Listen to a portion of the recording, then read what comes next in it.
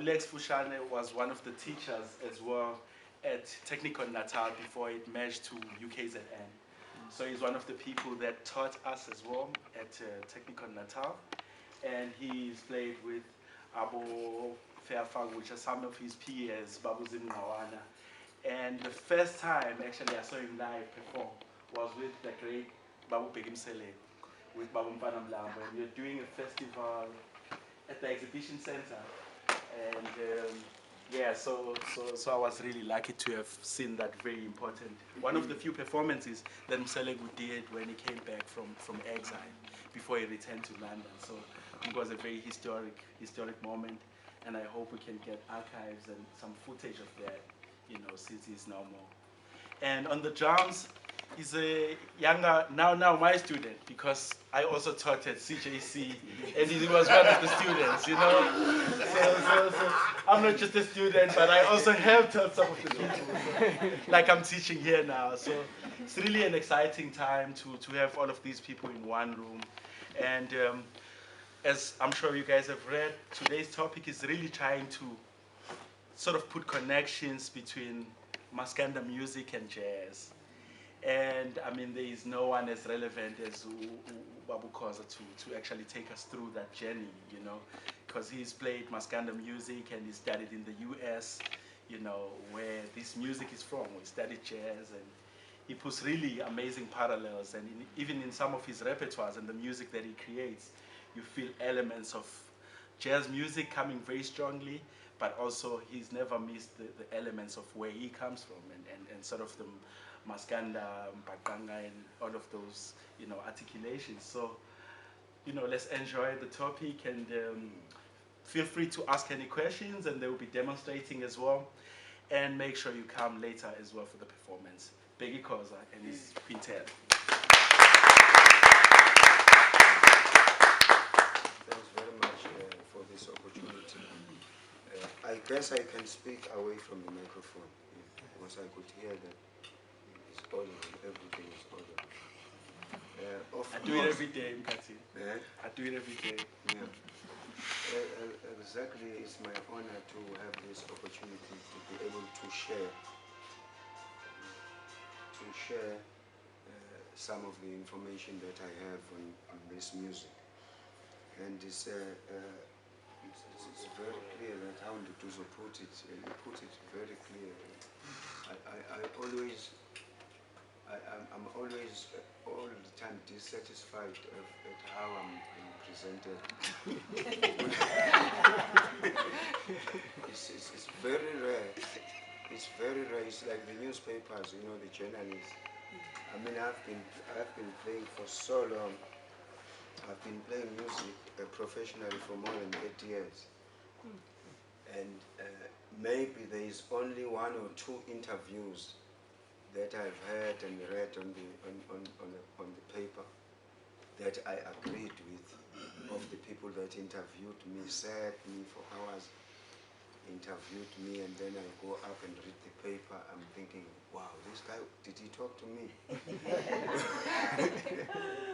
It's like, hey, I went this direction, the newspaper goes this direction. And somehow they get just an element that they want to write about, and it will go haywire. So it's very few interviews that I've heard that actually I know what they're talking about. This, I know about this, I know about this. So I was armed up with a whole lot of evidence, material evidence, to put it in front of you as to see that I'm qualified to talk about this. But Nduduzo, he put it, he summarized it very well. I don't need to bring up all the ammunition. I don't need, and also just the way he put about the way I compose music, that the way I compose music is exactly, I couldn't even think of explaining that. I fluctuate, I go in between, not even fluctuate. I go in one stream into another and make it one. It's something that took up some years. It started in the mind first. of course, I've met a lot of musicians. Now, of course, every time, even on the profile, when the list is put on who I've played with, there's things left. I think recently I was doing some application, and I tried to review my profile, and I thought I would make it small in terms of who I've played with, just in South Africa. And I noticed that it became 3 times than the original one. So, so Duduzo is right in actually saying, I'll read some. There's, I can also, on my own, I can also mention some. But then, just to give a background about me, is that first of all, let's start with the Maskandi, which is called Maskandi music. And it's spelled M-A-S-K-A-N-D-A,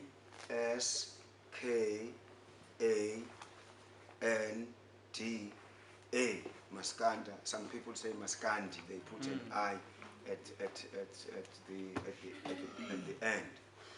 You might be wondering as to where, and also that is one of the things that I want to address today, is that it has become a genre. Like you say, there is pop, there is R&B, there is jazz. The word Maskandi has become like a genre. Before we even think of it as a genre, let us go back a bit to the word itself. The word comes from Dutch. It comes from Afrikaans. As you know, Afrikaans here in South Africa.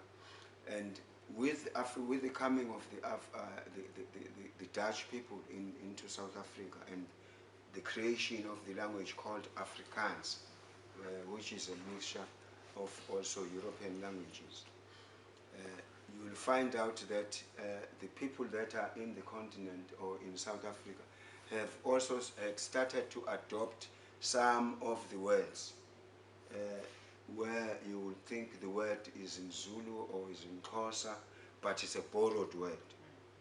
Now, with Maskandi, it's a very simple thing. It comes from the word Masikant, which is an Afrikaans word, meaning musician. So, if the word comes from Afrikaans and it only means musician, anybody who plays an instrument, no matter what genre they are playing, they are Maskandi or Maskandi. So, how it happens is that, of course, with the beginning of the industrialization, when the Europeans entered this and decided to stay in this country, then they bring these instruments. They bring the guitars, they bring the violins, they bring the infiliji, you know, yeah, and they bring some other instrument. Is called a Jewish harp, is toloto, which is just one string. And this instrument comes and reaches people who have, in terms of the instruments, who have the drums, who have the marimba, who have also the one I noticed in the Eastern Cape, they called it uhati.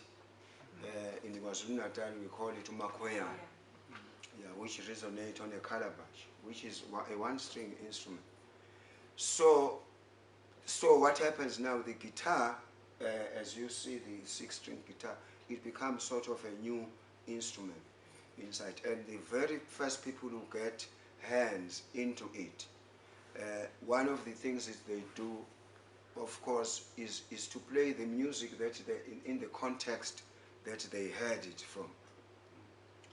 In the context that they heard it. So Maskanda is a very tricky one, because the way Maskandi started, I will also do demonstration, because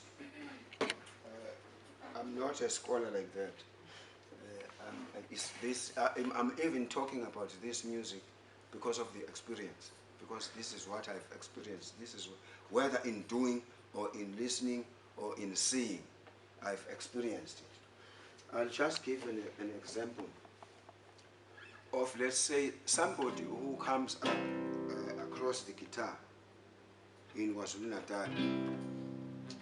Maybe his master or his boss He got his guitar from his bus and he tried to figure. He sees what he's playing. He listens to what he's playing.